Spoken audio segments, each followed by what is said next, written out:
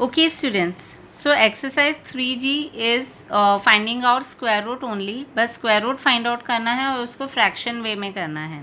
That's why I am doing this exercise today only. So we will complete this exercise today, and this will be your today's homework. That is 3rd, 4th, 6th, 7th, and from exercise 3F.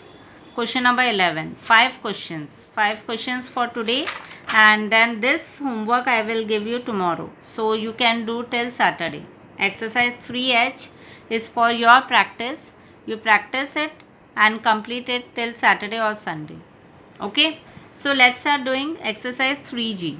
Now in this question you can use prime factor method. Prime factor method से अगर आप करके square root find out करना चाहते हो तो आप कर सकते हो, क्योंकि यहाँ पर लॉन्ग डिवीजन मेथड या फिर प्राइम फैक्टर मेथड बोला नहीं गया है, तो लॉन्ग डिवीजन मेथड भी आप लोगों को आना चाहिए. That's why I showed you that method earlier. और यहाँ पर अगर आप डायरेक्टली करना चाहो तो यहाँ पर भी आप कर सकते हो.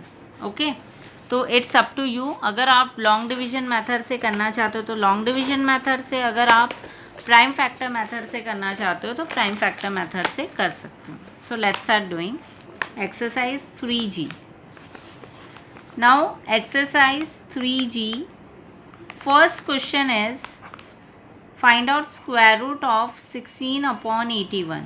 मतलब 16 upon 81 का स्क्वायर रूट आपको फाइंड आउट करना है.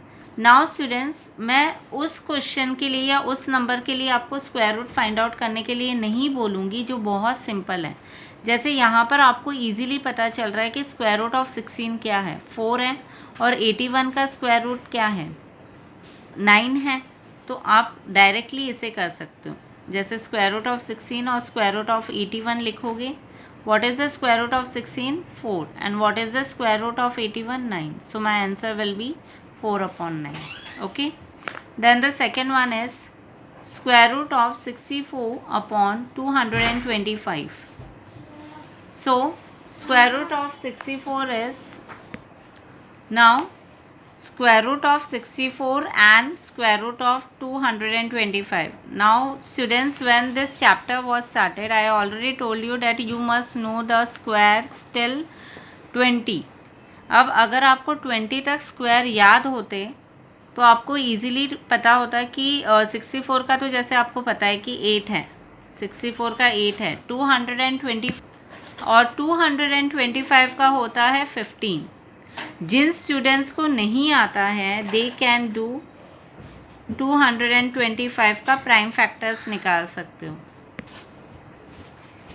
तो आप लोग इस तरीके से फाइंड आउट कर सकते हो. 5 4 जा 20, 5 5 जा 25, 5 9 जा 45, एंड देन 3 3 जा 9, 3 1 जा 3.